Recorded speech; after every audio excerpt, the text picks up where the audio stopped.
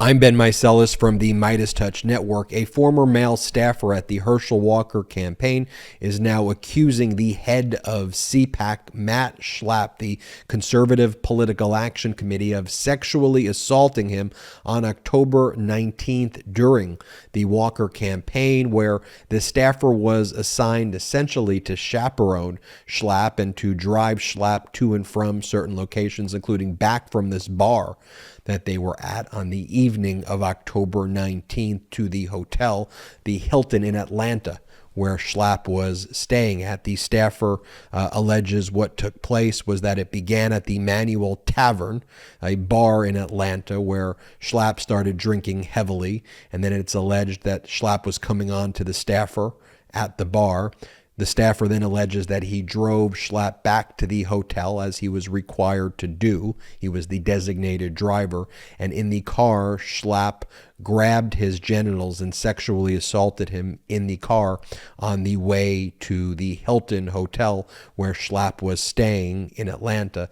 The staffer recounts that he froze during this incident, but did make a contemporaneous recording shortly thereafter to recount the incident. This recording is now leaked to the press. We're going to play the recording here, where the staffer, in a very emotional recording, recounts what he alleges took place on the evening of October 19th. Let's play this emotional audio right now. I am sitting here recording my recollection of events in regards to Matthew Schlapp, chairman of CPAC, who approximately 2 hours ago put his hands on me in a sustained and unsolicited and unwanted manner. It started around 10:45 at Manuel's Tavern in Atlanta, and he was leaning in close to me to a point where I felt uncomfortable. My fault is that I'm sitting here thinking that this is the man drinking, that he's just feeling himself. And at that point that, okay, he's drinking, it's okay, it's just gonna go, he's just gonna knock it off.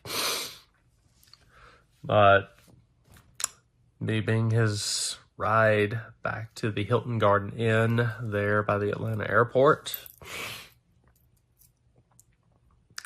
I'm supposed to just, okay, give him a ride, it's gonna be okay.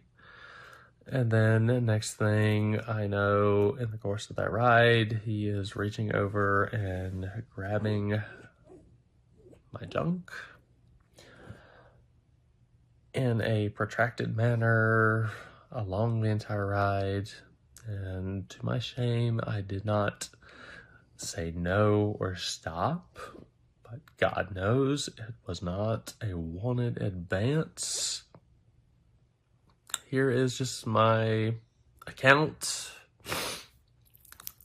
for the nights of October 18th into 19th into the 20th, just happening. And here I'm supposed to pick this mother up in the morning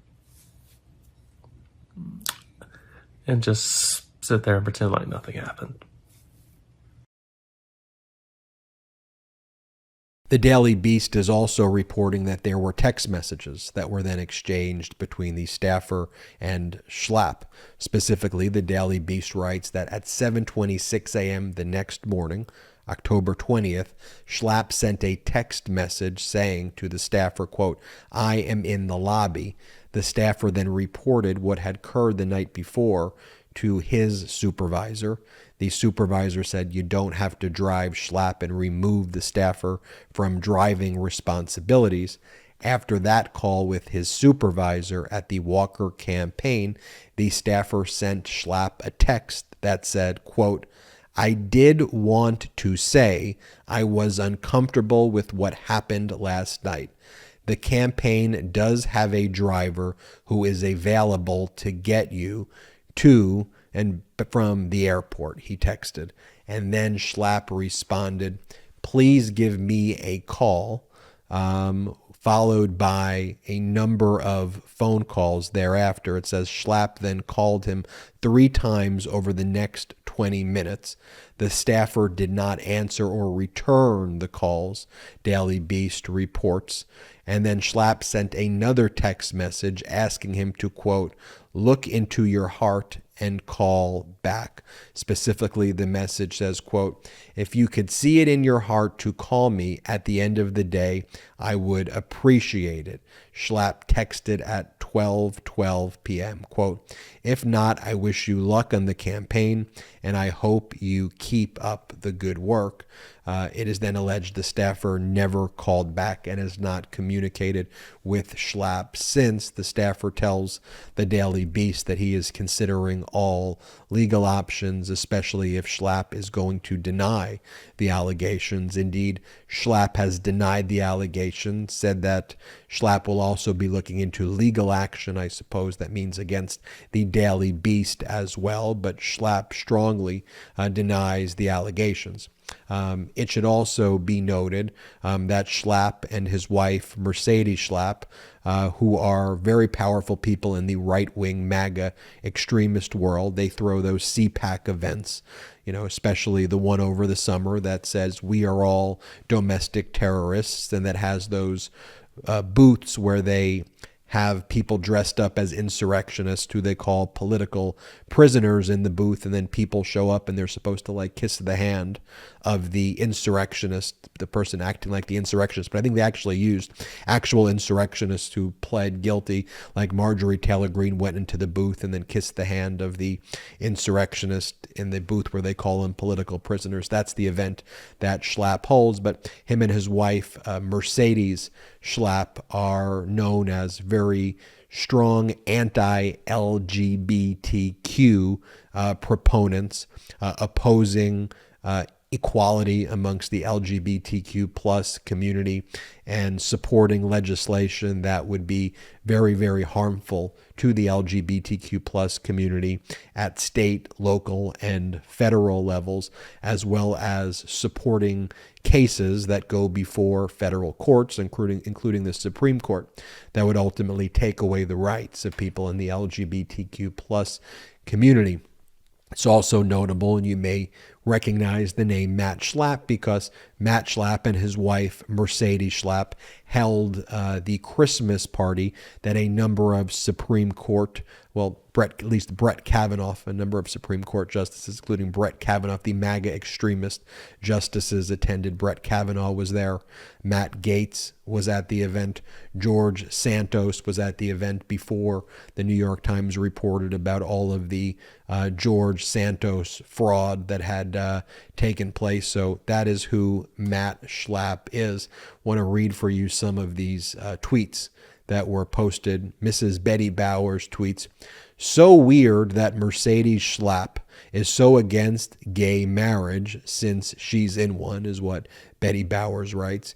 Mr. Newberger writes, "Right now Mercedes Schlapp has 100 evangelical preachers, a busload of nuns, the entire Falwell, Swaggart, White, and Baker families in her bedroom, forcing Matt Schlapp to pray the gay way." And to remind you, Matt Schlapp and his wife, Mercedes Schlapp, are the ones who hosted that event at their house, which is beyond a conflict of interest and utterly despicable that they did that. And of course, as I mentioned, they're very anti-LGBTQ plus rights. I should note again that Matt Schlapp denies the allegations through his lawyers in a statement to the Daily Beast, saying he'll pursue all legal options. The staffer also said that he would be considering legal options as well and has not decided. So in the event there are lawsuits filed, we will, of course, continue our coverage here at the MeidasTouch Network, so stay tuned for that. In the meantime, hit the subscribe button as we're on our way to 1 million subscribers.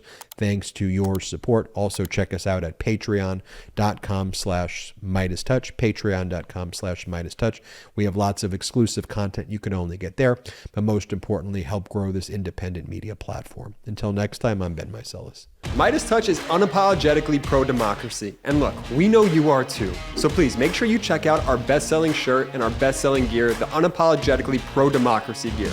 And hey, while you're at it, make sure you check out my favorite shirt and one of our most famous designs, It Wasn't Rigged, You're Just a Loser, at store.meidastouch.com. That's store.meidastouch.com.